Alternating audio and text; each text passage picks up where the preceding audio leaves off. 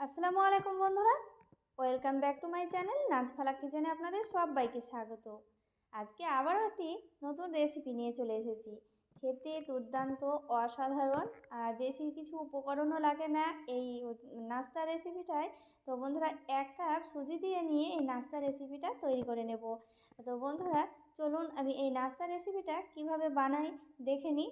তো বন্ধুরা, প্রথম থেকে শেষ পর্যন্ত দেখার অনুরোধ রইল। তবে চলুন এই নাস্তার রেসিপিটা কিভাবে আমি বানাচ্ছি দেখে নিই।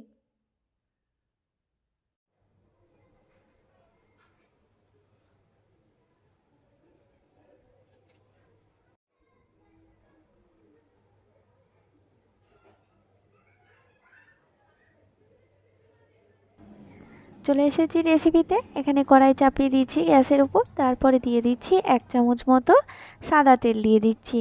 তো বন্ধুরা, দেখতেই পাচ্ছেন সাদা তেলটা দেওয়ার পর আমি এখানে দিয়ে দেব 1 চামচ মতো কাঁচা জিরে।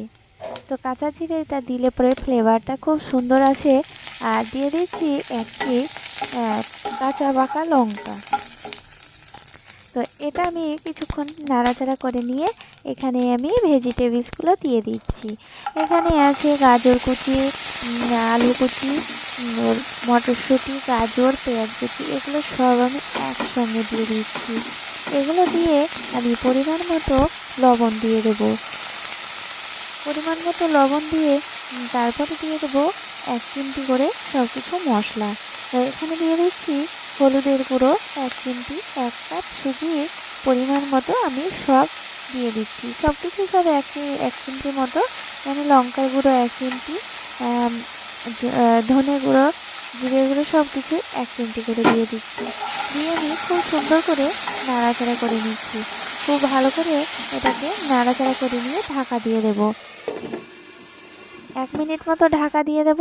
তো বন্ধুরা, 1 মিনিট পর ঢাকনা তুলে আবারও আমি নাড়াচাড়া করে নেব। এটা খুব সুন্দরভাবে সেদ্ধ হয়ে যাবে এইভাবে নাড়াচাড়া করে নিয়ে। আর এইভাবে ভেজে নিলে কাঁচা গন্ধটা চলে যাবে। তো কিছুক্ষণ ভেজে নেওয়ার পর এখানে আমি সাইড করে দিচ্ছি। এরপরে আমি আবারও 1 চামচ মতো সাদা তেল দিয়ে দিচ্ছি। সাদা তেলটা দেওয়ার পর এখানে আমি দিয়ে দেব বাদাম। তো বন্ধুরা, বাদামটা দিয়ে দিলাম। এরপরে বাদামটাকে আমি কিছুক্ষণ নাড়াচাড়া করে নিয়ে ভেজে নেব। তো ভেজে নিয়ে আমি সব একসঙ্গে আবারও আমি ভেজে নিচ্ছি। এই যে দেখতেই পাচ্ছেন একসঙ্গে ভেজে নিয়ে এরপরে আমি দিয়ে দেব 1 কাপ সুজি। এই যে দেখতেই পাচ্ছেন আমি এবার সুজিটাকে দিয়ে দিচ্ছি। তো আপনাদের কম বেশি হতে পারে, তো বন্ধুরা সেইভাবে আপনারা পরিমাণ করে দিয়ে দেবেন।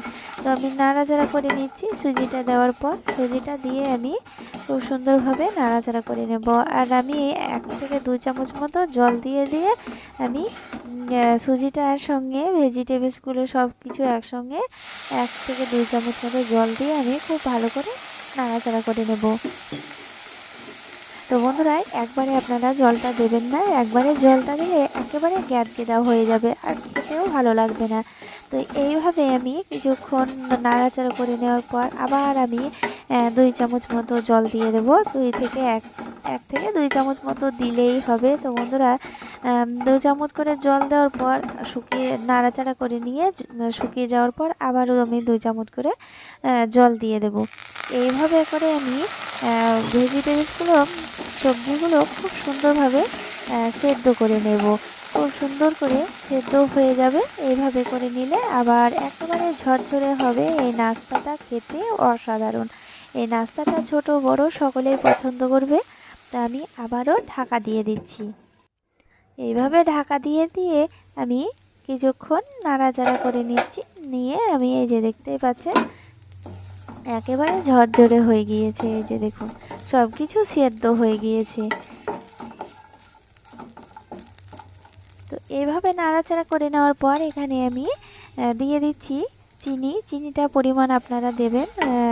আমি এখানে একেবারে অল্প করে দিলাম। তো আপনারা 1 থেকে 2 চামচ মতো দিয়ে দেবেন। তো দেখুন চিনিটা দিয়ে নাড়াচাড়া করে নিচ্ছি। দিয়ে আমি নামিয়ে নিচ্ছি। তো বন্ধুরা একেবারে সহজ রেসিপি দেখুন রেডি হয়ে গেল নাস্তা রেসিপি। 1 কাপ সুজি দিয়ে এতটা সুন্দর নাস্তা রেসিপি খেতে দুর্দান্ত। আর কালারটাও দেখুন কতটা সুন্দর লাগছে দেখতে। এইভাবে যদি বাড়িতে আপনারা তৈরি করেন তো সকলেই খেয়ে নেবে আর পেটও ভরে থাকবে। ছোট বড় সকলেই খেতে খুব পছন্দ করবে এভাবে রান্না করলে। তো বন্ধুরা নাস্তার রেসিপিটা কেমন লাগলো লাইক কমেন্ট শেয়ার করবেন। আর বন্ধুরা সবাই ভালো থাকেন। ধন্যবাদ।